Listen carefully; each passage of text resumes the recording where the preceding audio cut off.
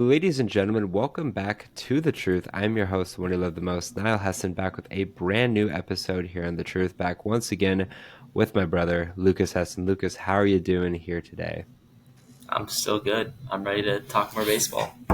Yeah, we're transitioning over to relief pitchers now. Obviously, this is the same day that we did the starting pitchers. We're also going to be recording the catchers today. So we got a lot of things to record here. But again, these shows are meant to be short, sweet, to the point. We're going to go ahead and give you guys six total relief pitchers that you should avoid. Relief pitchers, obviously, a very integral part, especially if you're in those roto leagues with saves. It always seems like it's hard to get saves just because there's 30 closers and not even that at times. Sometimes 22, 23 studs out there. And if you're in a 12-man league, well, you need to get one of those top two guys. So relief pitcher is always interesting. On top of that, having a closer role is not always a guarantee. Like closers get bumped, get moved around, traded, all that good stuff. So today we're going to or hopefully kind of get you guys that maybe we're avoiding for whatever reason, and guys that maybe aren't going to have the best of seasons or being drafted too high. So we'll each do three and go from there. So without further ado, Lucas, go ahead and give me your first relief pitcher. Yeah, this one's really hard because, okay, this is a hear me out. I picked Emmanuel Clase. I not at all saying he's a bad reliever. Like he is a great pitcher. I think he is a very good reliever. This to me just comes down to draft pick. I just don't think there's a chance that he goes 47 to 50 on save opportunities. I don't think he's going to have a .66 ERA and a similar WHIP. I just don't think that's going to happen. Like he's not going to be Mariano Rivera again. Especially as a Twins fan, I sure hope he doesn't. But the thing with me is not only draft pick, but we all know. I mean, I guess not all, but he did not have a good postseason. 9 ERA, he gave that infamous home run to, I think it was Kerry Carpenter. But the thing to me that I didn't really realize is Clase does not strike out a lot of guys. 74 innings, only 66 strikeouts. So it kind of depends on what you need in a league. Like if you need a closer, like I will probably keep Emmanuel Clase in our fantasy league. Because to me, saves are more valuable than strikeouts. But it just kind of comes down to a value thing. And I think he's going to definitely underperform in terms of how he did last year. I mean, but he's thrown 300 innings and he has an under 2 ERA, so it kind of depends. But I just was kind of surprised to see he's never been a big like strikeout guy. I think maybe just that cutter. He's just inducing ground balls and the way he pitches. I just do not expect him to be like Mariano Rivera again. That's just my perspective. He's going to be good. Draft him, but not necessarily in like the first 2 or 3 rounds. I would even say like maybe Orion Helsey's a better reliever, but again, it's just in terms of expectation, I don't think he's going to beat them. No, that's a good point you bring up about Class A because obviously Class A is one of the best closers, if not the best closer to some in baseball. Um, Last year, I really wanted to draft Class A. I know obviously you draft him, and this year I would love to draft Class A, but you're probably going to keep him. I think the biggest thing you bring up a good point is like it's the reason why we say like avoid is because it's not these guys that we don't want you to necessarily draft because like again I would draft Class A, but you have to realize what they did last year is not always going to be the same thing that they did this year.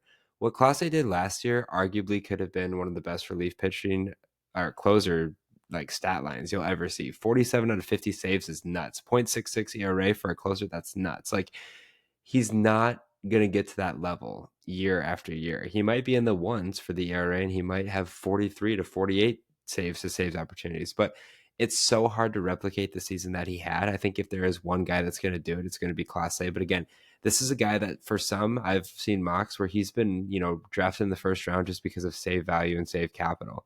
I just think for a guy like Clase, I'm probably going to end up, well, maybe not in that league, drafting him. He's just so talented, but he's not going to be at the level that he was. And I think that's where a lot of people are kind of just like want to draft him because they see that he's the best closer, one of the best closers for fantasy, but that doesn't always mean that he's a first round talent, especially with all the bats and even a couple pitchers that could potentially be in that category there. For me, I'm going to go with David Bednar. Now, I think he's still the closer for the Pirates. I mean, I haven't seen anything that necessarily has gone against that. I know there's some guys like Dennis Santana and Colin Holderman that could potentially be achieving for opportunities, but this is a guy that I cannot believe still has a closing job. I mean, year after year, I feel like he gets he disappoints them. I mean, obviously he's not like tremendous. Last year, 23 saves, he blew 7 saves. Like that's kind of unheard of at that point. Like you usually just kind of turn the page and move over, but I remember specifically watching Bednar games or following from our baseball league or whatever. Like, man, this dude like went point one innings, 6 earned runs. Like that's just not what a closer does. And I understand the 23 saves, but it's one thing if it's like Clase where he has 43 saves to 7 blown saves. He had 23 saves. I mean, that's not very good in and of itself for a consistent closer. Then you add the 7 blown saves, and then the numbers obviously are going to fluctuate. But a 5.77 ERA, 1.42 WHIP, like that's just not good numbers. WHIP for anything, I think, is important for a closer because obviously earned runs going to fluctuate, but WHIP, walks hits five by any pitch. How well do you get batters out, which is the goal of the closer? It just hasn't been. Now, obviously, I know the Pirates aren't necessarily contending right now, but they have a good opportunity to either this year or down the line at least make a run with Skeens manning the rotation, some other young guys that can kind of filter in. So this could be a situation where Bednar kind of screws them in some aspects, and they might want to go a different path. But for fantasy value, I just don't see it being that good. And even when he was on and he was getting saves, it wasn't like he was Emmanuel Clase. Like he was still David Bednar, and I just don't see too much production that's going to kind of tilt the page and make him a top tier closer in this league. What about your second relief pitcher? This is another one that hurts me, but I picked Johan Duran. I'm just kind of down on him. I mean, not only the fact that he had a rough year last year. I mean, 6-9, 3.64 ERA, only 54 innings, 66 strikeouts, 1.16 WHIP. The numbers aren't terrible, but I'm just for some reason really down on him. I don't think it'll happen, but I could see like if he has another rough season, I could see him kind of transition out and put like Griffin Jackson in that role. I mean, I saw an article the other day that he like slimmed down, is feeling great, but like when he was throwing like 104, like he was dominant. You couldn't stop him. But he was really struggling last year, like only touching like 102, which is crazy to say that for him, who like he gets BABIP'd a lot. Like he has kind of bad BABIP luck, but he was down on strikeouts. I just don't know how many like saves he's going to get you. He only had like 20 last year, which again isn't terrible. But I think that he might get picked highly because I mean, the Twins are going to win everything, so they might be like looking out for that. But again, not someone I hate. I'm a little down on him just because of last year, but you can make the argument that he'll be have an up year because he was bad last year, and that's definitely the hope. But I just think that where he might be getting drafted might be a little high, and I just don't know that he's like a certain like, yep, he's going to close all year. He's the guy. I think Griffin Jackson's a better reliever, but not necessarily the ninth inning. So I just kind of think there's a lot of uncertainty there with him. Yeah, I mean, obviously, I think it's easy for us to talk about Duran just because we've seen him and we watch him. And I think last year was a step down. But I think more than that, it just all seemed like it wasn't necessarily going to go his way. Like, obviously, watching Twins games, Rocco would use him sometimes in the eighth inning or even the seventh inning to take the top of the order as opposed to, having him strictly in the ninth. And that hurt fantasy owners as far as saves are concerned. Then it felt like there was a period of time when like there wasn't save opportunities, whether it was a 4 run lead, a 5 run lead. Like there was like I think a couple weeks where he didn't even get a save because there wasn't really the opportunities. Then you'd go throw him out there and a non-save opportunity, even in a blowout. And it seemed like he did worse in those than he did in actual save opportunities himself. So, I mean, those stats, it's like, okay, well, I'm not going to get a save from a reliever. And he gave up 2 earned runs in 1 inning in wash up time. Like, that's just going to screw you over because obviously, it's one of those things that it's just that crucial. And obviously, you know how I feel about Rocco, but you just never know. He's talented. He's got tons of talent. But as you bring up a good point, it was a down year. Griffin Jacks was one of the best relievers in baseball. Does he eventually get save opportunities? Or maybe it's one of those things where, not saying that it would be split, but there could be an opportunity just from matchups that Duran gets like 25 saves and Griffin Jacks gets like 8 or 9 just because of, how Rocco's liking the matchups or whatever. So Durant's got talent. I think I'm not worried about the fact that he's going to have a step down. I'm more worried about the fact, what does his save situation look like and what does his role look like, especially with, in that Twins bullpen. For me, I'm going to go with Jeff Hoffman. Now, Jeff Hoffman, obviously a great season last year at the Reds. He's now going to go over to Toronto and assume the closer role, unless something crazy happens. A really good year. Obviously, I remember watching Jeff Hoffman back when he was with the Reds for a period of time. Goes to the Phillies last year, actually the year before. Well, the last 2 years, I should say. Really, really, really, really good years in Philadelphia. I mean, look, ERA 2.17, WHIP 0.96. That's the big one I look at. 5 to 6 K to walk ratio. We saw firsthand, in at the Arizona game, gave up a home run on the first pitch to whoever that was. But overall, a really good reliever and was one of those front mans in that Phillies The Phillies also had like a kind of like a save by committee at times. Like Estevez would get some saves, or most of the saves when he got traded over. But then Hoffman would get some. There's Matt Stram would get a couple.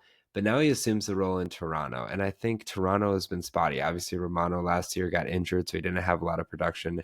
But even Romano and that Blue Jays front man, it's not necessarily like one of those things where it's like I wouldn't say necessarily a desirable location because it is desirable because Toronto's going to win games, but the relief pitching I felt like really disappointed Blue Jays fans last year, and I'm scared that's going to be the case, especially since Jeff Hoffman was so good in Philadelphia and other places like Colorado where he spent a good chunk of his career, and even for Cincinnati he wasn't that great as well. So it's one of those things like, yeah, okay, maybe Philadelphia wasn't a desirable location for him, but he had so much success that I don't think that's necessarily going to transfer over well directly through Toronto. So we'll see. A lot of unknowns, but again, getting up there a little bit in his career.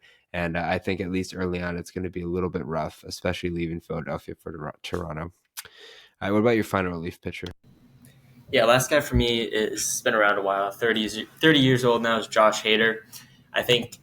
I mean, he had a pretty solid year last year. I was kind of surprised. I thought he did worse. I mean, part of the 70 game club, 8-8, 3.80 ERA, 71 innings, 105 strikeouts, .96 WHIP. Something I consider here is like I just don't know if he's going to get a lot of opportunity. I mean, Houston's traded away. They got rid of Kyle Tucker. They don't have Bregman anymore. Things are kind of not looking up. I mean, Altuve's getting up there. It seems kind of like that dynasties. I mean, it probably came in a few years ago, but it's really starting to go downhill. So I don't think he's going to get a lot of opportunity. And I just think one of these years he's going to be bad. Like, he's been around a while. Or he could just prove me wrong. He's been around for 7 years. Like, he's been good for 7 years, under 3 career ERA. I just think that not only is he not going to get a lot of opportunities to get saves, I just don't think he's going to really be all that great. And I'm just kind of based that just on my opinion. Like, again, you look at the numbers, he was not bad. I mean, in the postseason, he only threw 2 innings, but I mean, 4 ERA, just nothing really to draw from that. I just think that not a lot of opportunity, and I just have a gut feeling that he's not going to succeed. I just think that he's kind of like Garrett Cole, like he's kind of a big name, but I don't think like his production is going to be up to the level that he's going to be drafted in. For me, I'm going to go with Tanner Scott. Now, Tanner Scott's an interesting one. I could maybe clip in guys like Kirby Yates and that entire Dodgers bullpen because I just don't really know what's going to happen. Obviously, Tanner Scott agreed to the deal with the Dodgers. When I was, looking at players to, avoid, Tanner Scott was the highest drafted ECR guy in the Dodgers bullpen. So I think he'll get the most ample opportunities, but that doesn't mean it's always going to be a guarantee. You see a team like the Dodgers, they're going to win a lot of ball games. You'd expect their closer to be maybe top five, but Tanner Scott right now is the highest ranked relief pitcher for the Dodgers, and he's ranked 13th. And that should say something of itself. Not necessarily from the talent standpoint of Tanner Scott, but just all the mouths that they got to feed there in the bullpen and potential mouths to feed with other guys potentially coming in the mix as well. I mean, they got a really good bullpen. Obviously, they got the veteran Kirby Yates, Blake Trinan, who's tremendous. I could see him getting opportunities. Even guys like Kolpek, Vesia, who got a couple saves last year. Like, it could be a bullpen by committee, and not because, one's sucking. It could just be the fact that their team is so good. They're very matchups based. Like, they're going to throw lefties in there, especially being a left-handed closer. Vesia got some saves strictly because he was a closer. So there are a lot of interesting components as my alarm was going off. But the biggest thing for Tanner Scott is I think the opportunities that he's going to get. I don't know if it's going to be as much as it would be in Miami or even San Diego for where he was at. I think this is going to be one of those things where the Dodgers are going to win games, but how many save opportunities is Tanner Scott going to get? This could be a situation where they have 50 save opportunities on the year, and Tanner Scott gets like 20, Kirby gets like 7, Trinan gets 5, Vesia gets 5. Like, not that solidified closer role of like a Clase or a Helsley or somebody at that top tier. So that's my biggest thing with him. But stats wise, pretty solid. I mean, 31 Ks to 9 walks in 26 innings last year. Pretty effective. I'd maybe like to see maybe a couple more strikeouts if I'm being a little greedy, but he's got good stuff and he's going to be in a good team. How many opportunities he's going to get? That's the biggest question. Well, thank you guys for listening to another episode here on The Truth. If you guys did enjoy it, make sure you follow The Truth on Twitter, The Truth as one, to stay up to date with the latest information regarding The Truth, including podcast dates, podcast uploads, and other important information you don't want to miss. Make sure you guys also follow The Truth on Instagram and TikTok at the.tt.truth. Are you looking to find a drink that offers peak hydration, raises your energy levels, speeds up your recovery, and keeps your mind sharp through focused memory? Look no further than Acid Rainwater. I'm excited to partner with Bloodline Sports AZ and Acid Rainwater, which focuses on peak hydration and productivity while also maintaining ecosystem-friendly product. Use code HESSON15, that's HESSON15 for 15% off every purchase. As always, I'm your host, one you love the most, Niall Hesson, joined once again by my brother, Lucas. Take care and good night.